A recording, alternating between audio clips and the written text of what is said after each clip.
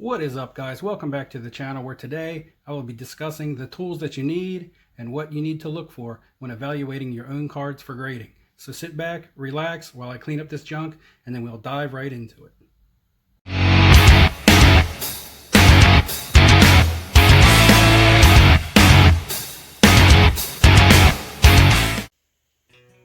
Okay guys, now before we get started, quick reminder, if you do enjoy the content, make sure you give me a thumbs up. Go ahead and subscribe. It helps me out a lot and I do appreciate it. Also, small disclaimer, I'm not a professional card grader.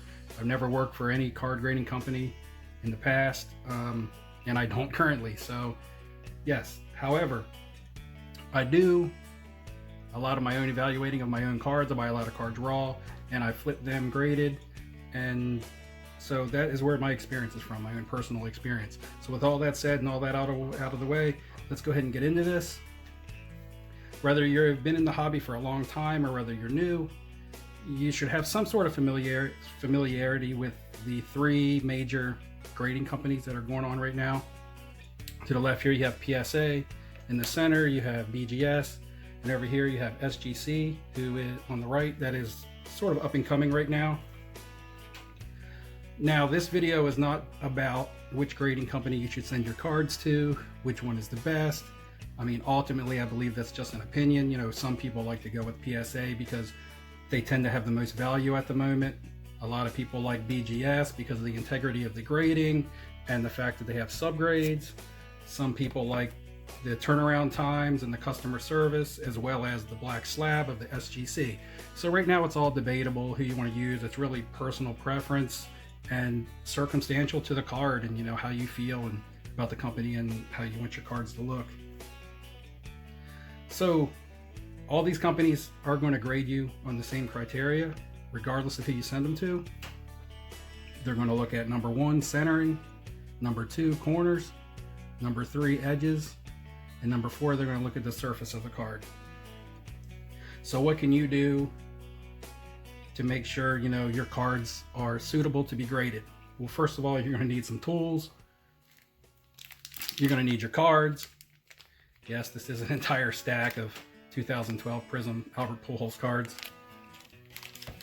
You're going to need your penny sleeves. I use the Ultra Pro. And you're going to need the semi-rigid card savers. You're going to want to go with the Card Saver 1. All three companies recommend that you send your cards in with these holders. You're not going to want to use, you know, one touches. You're not going to want to use top loaders or screw downs. You're going to want to send them in with these. And you're also going to need a magnifying tool,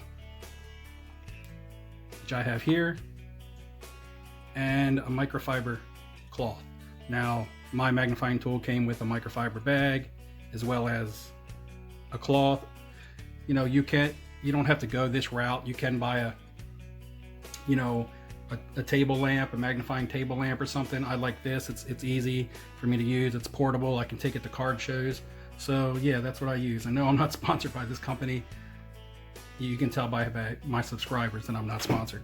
So this here, handheld magnifying light. Shut this off here. As you can see, it has adjustable LED here,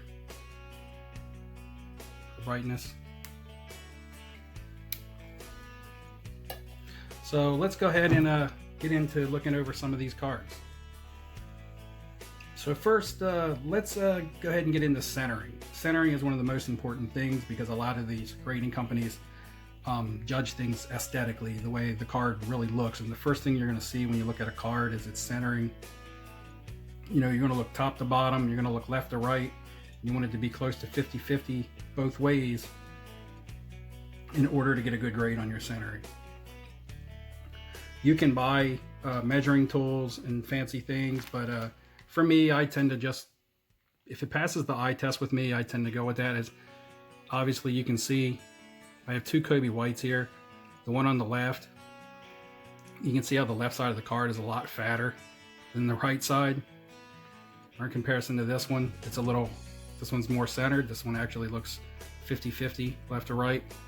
And this one here is really off. Top to bottom, they both look pretty good.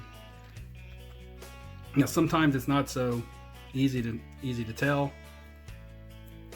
So with this Albert Pujols card, this one here is really centered, and the one on the right is slightly off.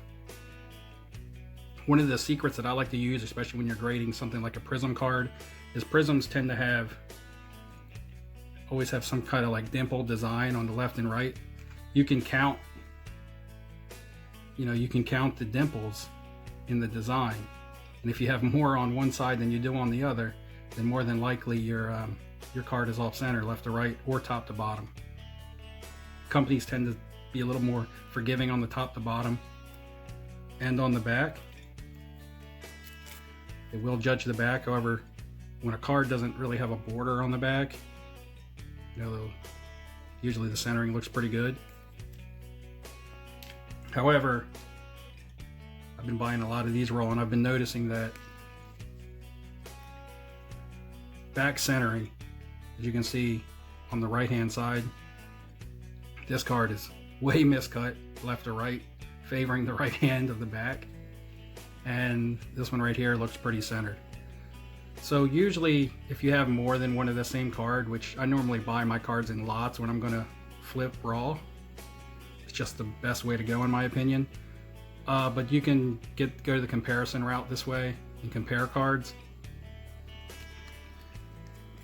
Sometimes you don't have the benefit of having two of the same card, but if something's really off-centered, it's really going to be obvious.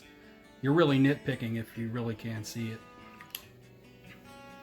This right here, this is what we call cattywampus. It's completely off, left to right, top to bottom. Too bad. It's a nice card. Other than the centering, this card's really looks good.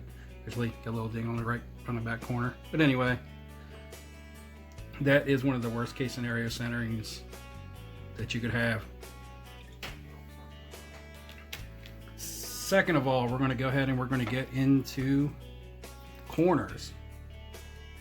Right now, on a lot of the modern stuff, your corners aren't going to be that bad because you got a lot of chromium based cards like the prisms and the optics and things like that.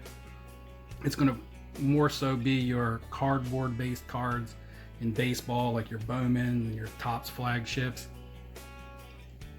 Anyway, going back to the Albert Pujols here, and we're going to pull out the magnifier for the corners, and you're going to be able to see that all these corners are really sharp on the front.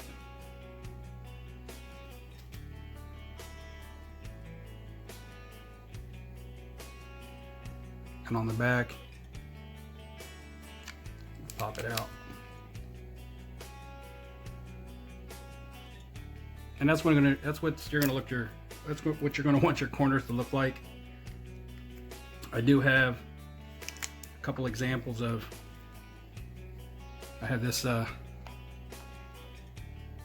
Bowman Draft purple Juan Soto card. Unfortunately, I bought this raw hoping to get it graded, and as you can see, it's got a dinged upper right corner. Other than that, the card was really clean. It's numbered out of 250, so that's unfortunate. Would have been a nice card if I was able to send it in.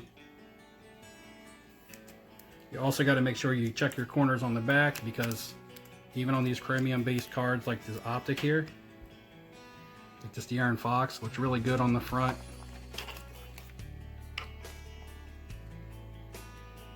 Really sharp, nice corners. But if you flip over on the back, you can see this bottom corner here. It's got a white ding on it. I bought this in a lot, and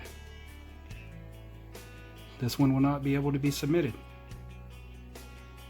So there you have it. When you're looking out for your corners, this is what you want to see. You want to see nice pointy corners all the way out to the edge, and this is what you do not want to see: a rounded or white, fuzzy, dinged up corner.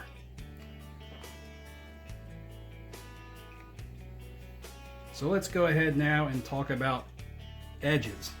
Again, the same thing is going to kind of apply to the edges that does to corners, especially when it comes to the chromium based cards. You're going to look at the edges of your cards. Going to make sure they're nice and sharp, some razor sharp. Not fuzzy, not crooked, not trimmed. A lot of times you're going to find your bad edges on the back of a card. First of all, here's one on the front. This was a Jordan Pippen card that I bought for only like $1, $2 because of the documentary. Really not valuable unless you can get it graded. Card looks good, but under the magnifier you can see this top edge to the left where the red is. And a lot of times that's where you're going to find your bad edges, is on color. White edges are, typically not going to look, if the card is white, got a white border, typically the card's going to look clean. It's around your color. You can see on that red where that edge is just chunky. Another Jordan card here, Old Stadium Club.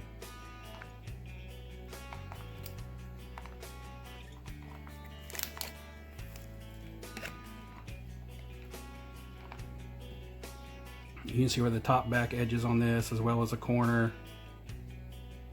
It's all a little beat up, even at the bottom edge.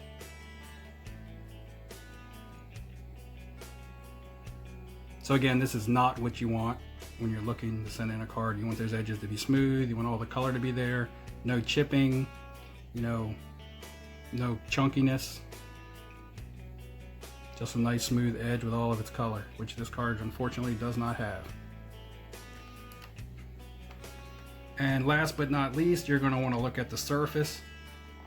And that is really important now when it comes to these chrome based cards.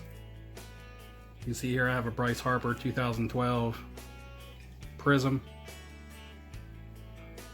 Now you want your microfiber cloth because you're going to get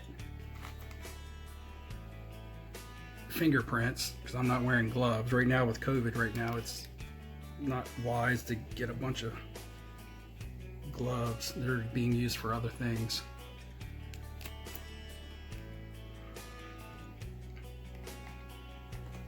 You go over the surface of this card. You're going to look for dimples. You're going to look for scratches. These cards are really easy to scratch up, these chromium based finished cards. They're very durable on the corners and the edges. The centering on this is good. If you go back and you count from each side, it looks like you have the design. You have like 4 dashes on each side. Makes the centering look good.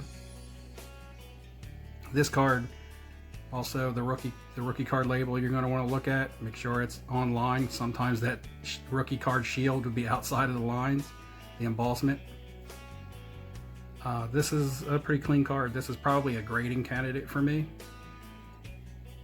I bought multiples of these, but this one actually looks good.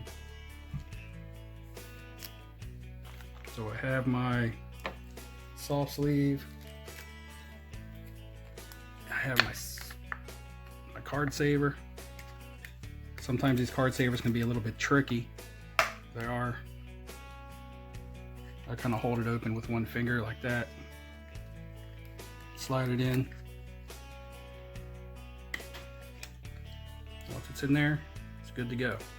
Now, I have another Bryce Harper card here. Same card.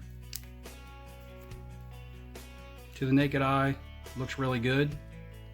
Once you get it under the magnifier, you can see a scratch right here by the rookie card label, right to the right. Very small hairline scratch.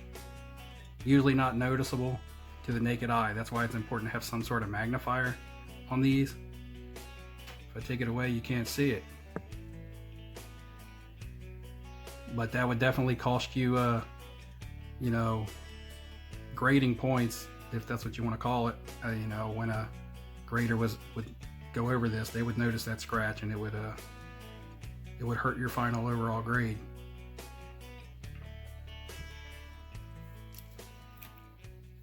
For example, or another example, it's Lamar Jackson,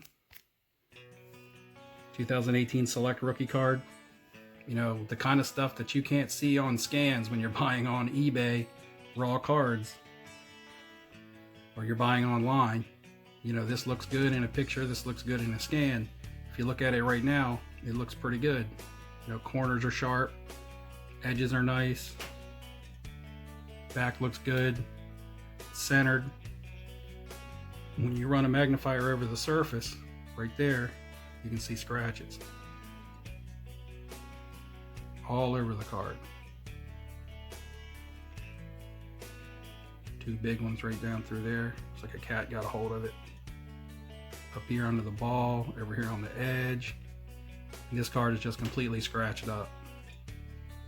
I would normally throw this away, but I actually kept this for this video. I do not resell junk cards. I'm not like that. So this doesn't make the grade for me. So it will be getting trashed. Or I'll give it to a little kid or somebody who likes Lamar Jackson. So there you have it. That's the 4 things you want to be looking for. This is just a very basic video, you know, a starter to get you guys going on what you want to look for and how you want to submit, or what to look for when you want to submit. Do remember that when you are looking over your own cards, that you don't want to be partial to your own cards or biased. You know, I know they're your cards, and when you're looking at them, you want them to look good. You want your cards to be graded because you paid money for them and you want them to be good condition. However, sometimes that's not always the case, and you got to make sure you're not impartial when you're looking at your own cards, because when you send them into a grader, believe me, they are not going to care who you are. They're not going to be biased. They're going to grade your cards strict. They're going to grade them hard, and you know, you don't want to get back grades that you're not expecting. You know, if you send something in and you're expecting it to get a lower grade and you just want it to be graded, that's one thing. Also remember that it is a third party looking at your card. They could always view and see something that you may not see, or view something a different way. In the end, ultimately it is an opinion. Unfortunately, in the hobby nowadays, grading is needed, even though it's a third party opinion. But that's what the hobbies come to. So hopefully you guys got a little bit of information out of this. You can use this, you know, for submitting your cards. Don't forget, if you like the content, subscribe, thumbs up. And until next time, guys, good luck in your investing, and I will see you later.